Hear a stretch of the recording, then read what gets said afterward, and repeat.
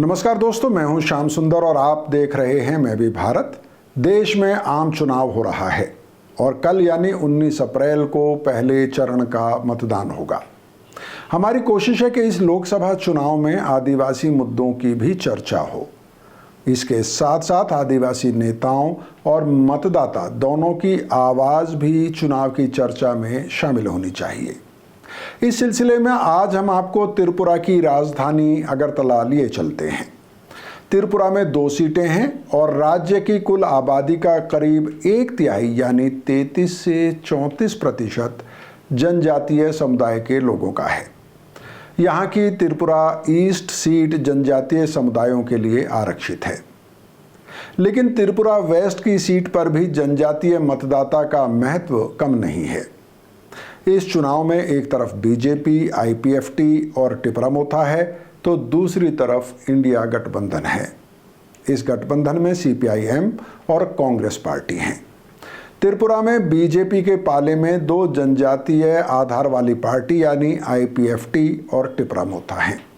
तो क्या त्रिपुरा का चुनाव एक तरफा होगा? चलिए इंडिया गठबंधन में शामिल सीपीआईएम के जनजातीय नेता कुमुद देव वर्मा से बातचीत करते हैं। कुमुद ट्राइबल यूथ फेडरेशन के सचिव हैं। कुमुद जी, बहुत बहुत स्वागत है आपका मैं भी भारत में। ये बताइए कि जो त्रिपुरा में चुनाव हो रहा है वहाँ पर 2 लोकसभा सीटें हैं। आपकी पार्टी और कांग्रेस इंडिया गठबंधन के तहत चुनाव लड़ रही है। उधर बीजेपी के साथ आईपीएफटी तो पहले से थी ही, अब टिपरामोथा भी उनके पाले में खड़ी है। यानी 2 ऐसे दल जिनका ट्राइबल एरिया में मजबूत प्रभाव है, उनकी उपस्थिति है, वो दोनों ही उनके साथ हैं। तो इस सूरत में आप ये उम्मीद भी कैसे कर सकते हैं कि आपके जीतने का कोई चांस बनेगा? सबसे पहले तो मैं आपका मैं भी भारत चैनल को धन्यवाद देना चाहूँगा और आपके चैनल के माध्यम से त्रिपुरा की सभी नागरिकों को मैं नमन और प्रणाम करना चाहूँगा। त्रिपुरा की जो दोनों सीट में है, कल जो होने वाला है 19 अप्रैल वेस्ट त्रिपुरा की जो चुनाव, पूर्वी त्रिपुरा का जो चुनाव होने वाला है 26 अप्रैल को। हम लोगों का मानना है कि इस चुनाव में इंडिया अलायंस बहुत बढ़िया मार्जिन से जीतने वाला है, क्योंकि पिछले 10 साल में केंद्र सरकार का जो काम देश की 140 करोड़ आबादी के साथ साथ त्रिपुरा भी तो देश की अंग है। त्रिपुरा की 40 लाख जो जनता वो भी देखे हैं। बीजेपी ने चुनाव से पहले देश की 140 करोड़ जनता के सामने क्या क्या बातें रखे थे। हर साल 2 करोड़ नौकरियां हर नागरिक की बैंक के खाते में 15 लाख करके जो देने का वादा मोदी जी ने किया था, एक भी वादा वो पूरा नहीं की पिछले 10 साल में। और त्रिपुरा की कॉन्टेक्स्ट के अगर आप बात करें, त्रिपुरा में भी ऐसा ही कुछ हुआ था। 2018 के चुनाव से पहले आप लोग भी मीडिया के थ्रू से देखा किस तरीके से बीजेपी और आईपीएफटी का जो गठबंधन 2018 की चुनाव से पहले त्रिपुरा की जनता के सामने खास करके जो अनएम्प्लॉयमेंट यूथ्स है उसके सामने अपना बात रखी थी। हर साल 50,000 करके नौकरियां देने का वादा किया था। मिस कॉल देने से नौकरियां मिलने के वादे किया गया था। यह जो चुनावी वादे थे, त्रिपुरा की 40 लाख 42 लाख जो जनता वो देखे हैं पिछले 5-6 साल में एक भी वायदे वो पूरा नहीं की। अभी त्रिपुरा की जो यंग जनरेशन है, युवा पीढ़ी है, अनएम्प्लॉयमेंट यूथ्स हैं, वो बीजेपी को यही पूछ रहे हैं कि आपने 2018 से चुनाव से पहले जो वादे किया था वो तो एक भी नहीं पूरी की। 2018 के बाद पिछले 5-6 साल में लगभग 20,000 एम्प्लॉइज घट गए। इसका रीजन क्या है? जी, अभी 15 अप्रैल को होम मिनिस्टर अमित शाह त्रिपुरा में चुनाव प्रचार के लिए आए थे। उन्होंने कहा था कि त्रिपुरा का विकास उनकी प्राथमिकता पर है और इसके साथ साथ उन्होंने 2 और बातें कही। उसमें से एक बात उन्होंने ये कही कि जब से मोदी जी की सरकार बनी है, यानी 2014 के बाद से आदिवासियों पर होने वाला खर्च केंद्र सरकार ने बढ़ा दिया है। और दूसरी बात उन्होंने कहा कि त्रिपुरा के आदिवासी यानी कि त्रिपुरा के जो इंडिजिनियस कम्युनिटीज़ हैं उनका विकास भी उनकी प्रायोरिटी पर उन्होंने रखा है।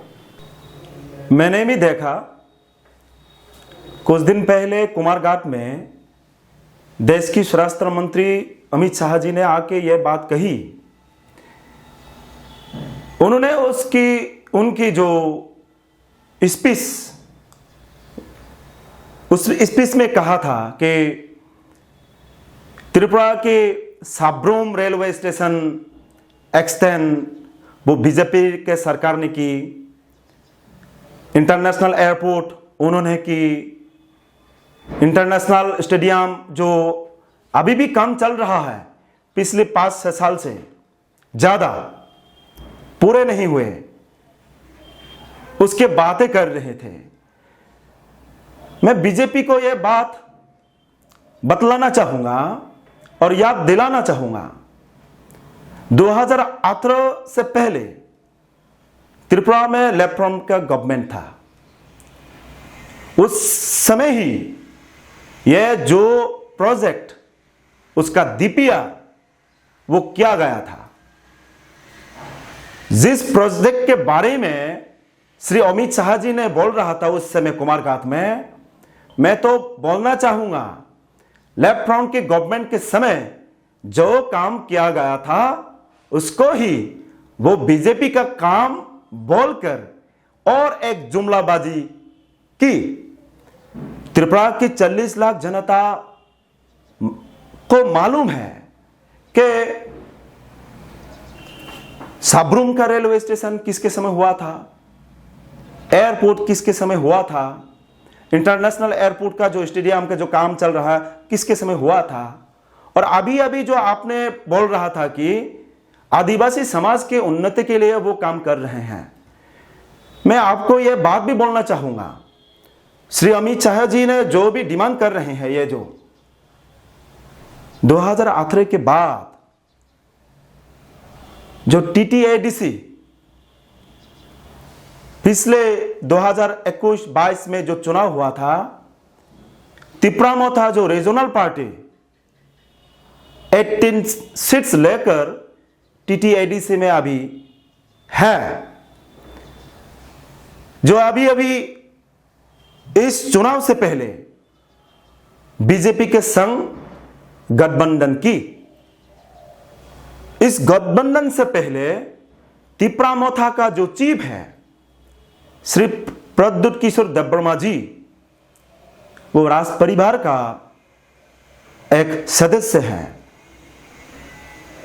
हम उनको सम्मान करते हैं, लेकिन उनका जो पॉलिटिकल स्टैंड पहले क्या था, उन्होंने उनके अपना मीटिंग में, अपना सभा में क्या कहा था बीजेपी के बारे में कि बीजेपी ने टीटीएडीसी का जो फंड समय समय पर ठीक ठाक से वो फंड फ्लो नहीं की। जितना भी टीटीएडीसी का फंड मिलने था वो नहीं दिया। जो टीटीएडीसी का लगभग 7,134 वर्ग किलोमीटर एरिया को लेकर टीटीएडीसी है, जहां पर सबसे ज्यादा आदिवासी जो लोग का वहां पे वास है। क्या किया पिछले 3 साल 4 साल में? ऐसा कुछ डेवलपमेंट का काम टीटीएडीसी की एरिया के अंदर हुआ क्या? जी, और कुमुद जी, एक और बहुत अहम बात अमित शाह जी ने अपनी जनसभा में कही। उन्होंने कहा कि केंद्र और राज्य का जो समझौता हुआ है टिपरामुथा के साथ, उसको पूरी तरह से लागू किया जाएगा। इसमें आदिवासियों के राजनीतिक, आर्थिक और बाकी सारे मुद्दे शामिल किए गए हैं। और अमित शाह ने यह कहा है कि उनकी बात पर भरोसा किया जाना चाहिए। वो वचन देकर आए हैं त्रिपुरा के जनजाति के लोगों को। नहीं, आपको यह बात भी मैं याद दिलाना चाहूँगा, इससे पहले भी त्रिपुरा में आईपीएफटी और बीजेपी के बीच एक गठबंधन था 2018 के चुनाव से पहले। और 2018 की चुनाव से पहले आईपीएफटी ने त्रिपुरा लैंड का डिमांड किया था। चुनाव के बाद सरकार में बैठे, मंत्रिपरिषद में 2 मंत्री हुए आईपीएफटी का। उसके बाद बीजेपी आईपीएफटी गठबंधन का जो सरकार, उस समय भी हाई पावर मोडालिटी कमिटी बनाया। पिछले 5 साल 6 साल में हाई पावर मोडालिटी कमिटी क्या है, उसका आउटपुट क्या है, आज तक त्रिपुरा का 40 लाख जनता को मालूम नहीं। अभी अभी जो आपने मुझे पूछा कि टिपरामुथा और बीजेपी का बीच जो एग्रीमेंट हुआ है, उस एग्रीमेंट में क्या है आपको भी पता है। टिपरामुथा का चीफ का जो हर बार वो बोलते रहते हैं कि विदाउट ग्रेटर त्रिपुरा लैंड के एश्योरेंस हम किसी भी पॉलिटिकल पार्टी के संग अलायंस नहीं जाएंगे, हम कभी भी कॉम्प्रोमाइज नहीं करेंगे। आप भी सुना है, आप भी देखे हैं, त्रिपुरा में आपका जो ग्राउंड रिपोर्टर जो ग्राउंड रिपोर्ट लिए हैं, वहां पे कई बार दिखाया गया नो कॉम्प्रोमाइज। तो हम लोग ये पूछना चाह रहे हैं कि टिपरामुथा ये जो नो कॉम्प्रोमाइज का बातें करते हैं, ग्रेटर त्रिपुरा लैंड का बात करते हैं, इस एग्रीमेंट में ग्रेटर त्रिपुरा लैंड का बात है, रिटर्न एश्योरेंस है? यहां पर तो हमने नहीं देखा कि ग्रेटर त्रिपुरा लैंड के बाद यहां पर कुछ लिखा है। जो चीजें यहां पे लिखी गए हैं लैंड राइट्स के बारे में, पॉलिटिकल राइट्स के बारे में, लैंग्वेज आइडेंटिटी हिस्ट्री के बारे में, इकोनॉमिक डेवलपमेंट के बारे में, मैं ये बात भी यहां पर बताना चाहूंगा। 2020 में जब बोडो पीस एकॉर्ड हुआ था, उस समय बोडो जो ऑटोनॉमस रीजन, असम गवर्नमेंट और सेंट्रल गवर्नमेंट का बीच जो एग्रीमेंट हुआ, वहां पे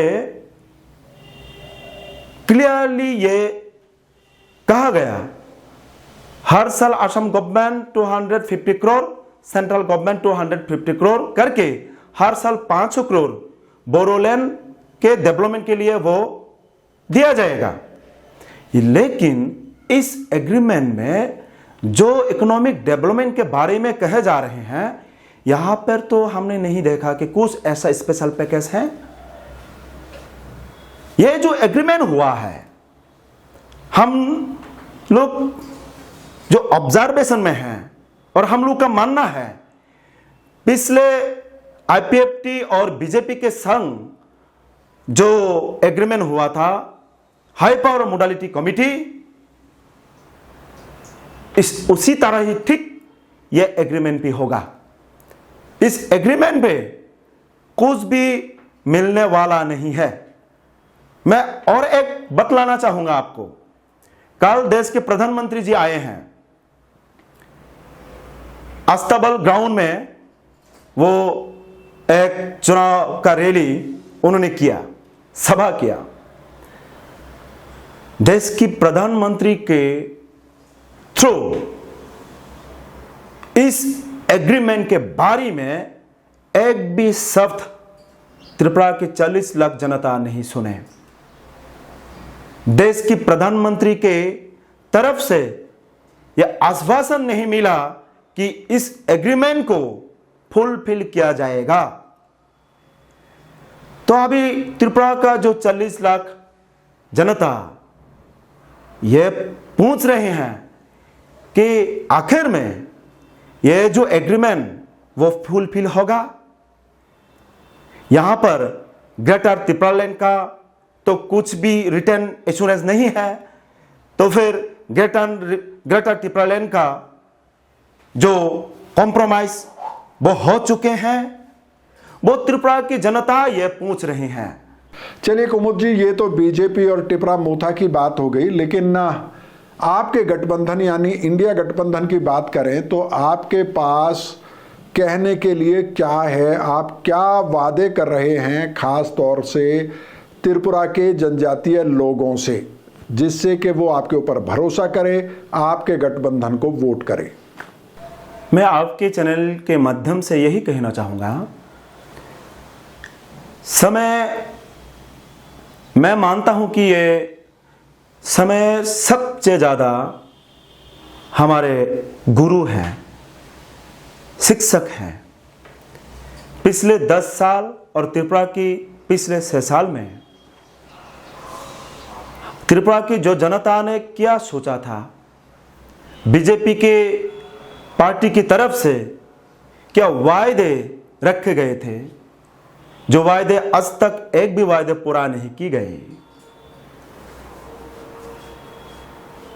सेंट्रल गवर्नमेंट में 30 लाख से ज्यादा वैकेंट पोस्ट हैं, त्रिपुरा में 30,000 से ज्यादा। ये जो चुनाव हो रहा है, इस चुनाव से तो त्रिपुरा का जो गवर्नमेंट वो चेंज होने वाला नहीं। सेंट्रल गवर्नमेंट चेंज होगा, परिवर्तन होगा। उसके बाद त्रिपुरा में भी एक परिवर्तन देखने को मिलेगा। लेफ्ट फ्रंट गवर्नमेंट और इंडिया जो गवर्नमेंट पहले किस तरीके से लोगों के लिए, हर एम्प्लॉयज के लिए, युवा पीढ़ियों के लिए किस तरीके से काम किया, वो हमने सभी देखा। अभी मैंने आपके माध्यम से, आपके चैनल के माध्यम से यह एक डाटा, एक परिसंख्यान भी कहा कि पिछले 6 साल में लगभग 20,000 जो नौकरियां घट गई त्रिपुरा में। लेफ्ट फ्रंट गवर्नमेंट बनते तो और भी नौकरी, नया एम्प्लॉयमेंट, न्यू जो रिक्रूटमेंट होते। आने वाले समय में निश्चित रूप से हम ये विश्वास करते हैं और लोगों को ये विश्वास दिलाना चाहते हैं, इंडिया गठबंधन बनने के बाद युवा पीढ़ियों का जो अभी जो अनएम्प्लॉयमेंट का जो पीड़ा है, जो दुख है, उसको सॉल्यूशन करने का काम इंडिया गठबंधन करेगा। आपने देखा इंडिया गठबंधन के थ्रू 5 नए के बारे में कहा गया, जहां पे सबसे ज्यादा इंपॉर्टेंस दिया गया देश की जो अनएम्प्लॉयमेंट यूथ्स है, 30 लाख से ज्यादा जो अनएम्प्लॉयमेंट जो वैकेंट पोस्ट है वो फिलअप कराया जाएगा। और आने वाले समय में ये जो परिवर्तन आने वाला है, इस परिवर्तन के थ्रू देश की जो डेमोक्रेसी, जो पिछले 10 साल में तानाशाही का राज चल रहा था, वो खत्म होने जा रहा है। मैं ये अपील करना चाहूंगा, जो पिछले 10 साल में गणतंत्र को लुट किया गया, दमन किया गया, वो डेमोक्रेसी को फिर से लाना है। देश की जो संविधान उसको बचाना है और युवा पीढ़ियों का जो अधिकार, नौकरी का अधिकार उसको मिलना है, रोजगार को जो अधिकार वो मिलना है। उसके लिए इंडिया गठबंधन के जो उम्मीदवार है, पश्चिम जो लोकसभा आसन में श्री आशीष कुमार जी और पूर्वी लोकसभा सीट में श्री राजेंद्र रियांग जी को इंडिया गठबंधन की जो क्या बोलते हैं उसको, उम्मीदवार हैं, उसको वोट दीजिए और देश को इस तानाशाही से मुक्त करने का मैं आह्वान करता हूं।